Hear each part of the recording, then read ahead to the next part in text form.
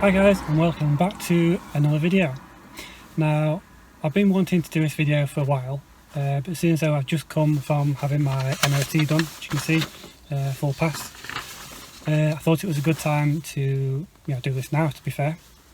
So as you've seen from the title, this video is going to be mainly me waffling on. So I've had this car nearly about 4 years, so in that time I thought I'd quickly go over things that have happened, little bits like that, with a few questions which I do get asked all the time. How long I've had the car, and should I buy one, things like that. So yeah, basically when I first got this car, it was all standard.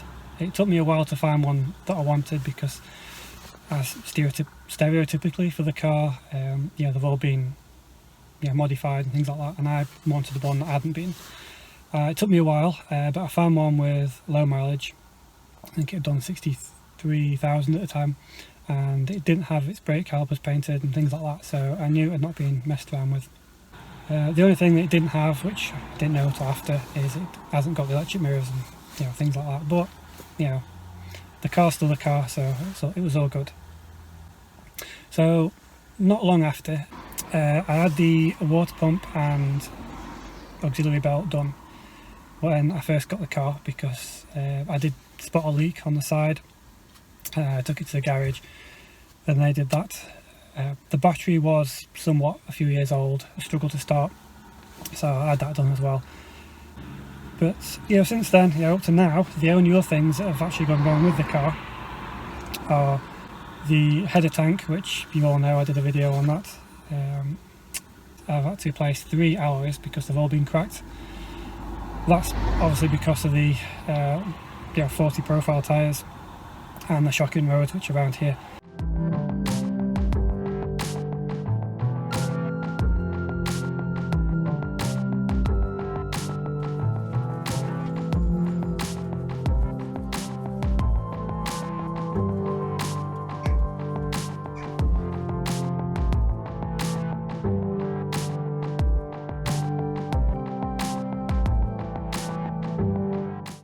Just recently 2 tyres, and that is pretty much all I can think of that I've done to this car which needed repair.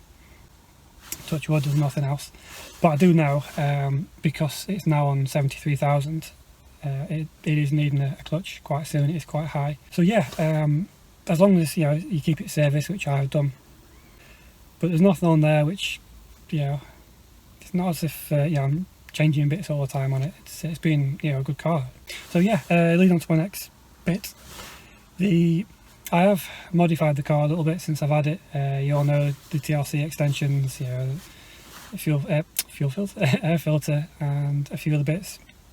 Now these haven't made the car any faster, anything like that. It still drives the same. I've been lowered as well on the airbag springs. They're the only things I would say which make the car feel better. Gets rid of that body roll and things like that, but I guess it doesn't help to the cracked alloys. The only thing I would say is the downside from modifying the car is that the TRC extensions, I do keep catching with my foot when I get in the car, but apart from that, everything's all good. So leading on to my next thing, why I bought one. As you all know, I may do a video at some point. I've mentioned it. I've only had Fords, and because I worked a distance away, I've needed diesels. But now, because I work quite close to where I live, I wanted the petrol. Now I couldn't afford the Focus ST at the time, it's way too expensive. So I always wanted an ST basically, and this was the cheapest, best one that I could find. So I basically got this one. As I mentioned before, there's nothing special about the car that would make it stand out from any other car, any other manufacturer. It's probably just because I'm Ford biased, as I always had Fords. But I must say, leading on to my next little segment, is why you would buy one of these. They're not the quickest, they're not that quick at all.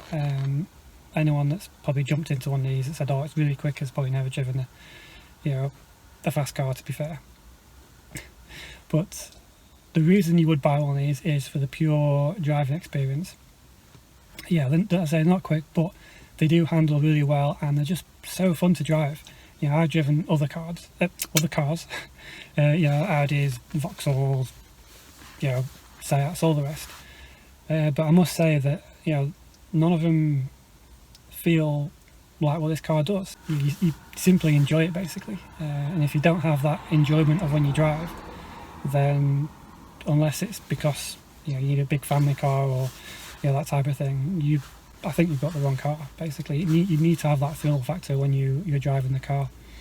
I've thought about selling this and getting the ST, you know, Focus. But I do, you know, I've heard people say that even when I've done that, you know, it's not as much fun, but it is a lot quicker. So yeah, I guess it's, you know, each to their own. So also, you know, if you would buy one, I'm just going to add basically that I've had this car for a number of years, and although nothing's really gone wrong with it, I do know people that have had, you know, a lot of things go wrong with theirs. So what I would say is that when you buy one, you just make sure, you know, you look over the, you know, what to look for, basically. You know, no two cars drive the same. When I first got this, I jumped in R23 Owls Fiesta at a time, and it felt so different. You know, you wouldn't say it's the same car, to be fair. And I know he's had quite a few issues with his car, which is probably one of the reasons why, you know, he's now changing. So yeah, even if you buy another one of these cars, it's not forced to be the same. Yeah, I'm not saying that you buy one of these cars and you're not going to have, you know, anything wrong with it. You know, brand new cars go wrong, any car will go wrong, any car can go wrong. Yeah, it's just pure luck, really. So yeah, basically I just wanted to put this video across just to say that, you know, I've had a, yeah, that's my experience on this car. I say yours is not forced to be the same if you buy one. Yeah, I'm not saying that, you know, they come without the problems, because they do. So I just wanted to put out there to say that, you know, these cars can be fun.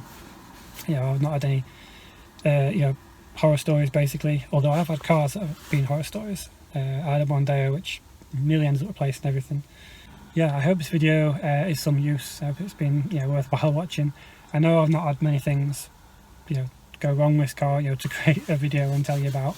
I've been quite fortunate with this car. But if you are lucky and you get a car that's, you know, doesn't have its horror stories, you know, it does make you want to hold on to it, you know, and keep driving it and have fun with it, basically. So yeah, I just hope you find this video some use, basically. I know that if you do have a horror stories, and it does potentially put you off a car driving it, but if you do like it enough to, you know, keep on with it, or if you are fortunate not to have many things go wrong, you know, you love driving it, then yeah, it's a car that, you know, you just love to drive, and that's basically the whole idea. You know, that's the whole idea.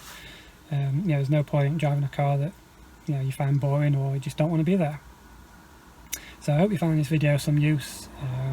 You know, I know it's not been a, you know, one of the better videos, but it's my experience, basically, of over the last 4 years or so. I say not much has gone wrong, but you know, hopefully that's not an excuse for stuff to go wrong in the future. Yeah, because cars do break. But yeah, I'll see you in the next one.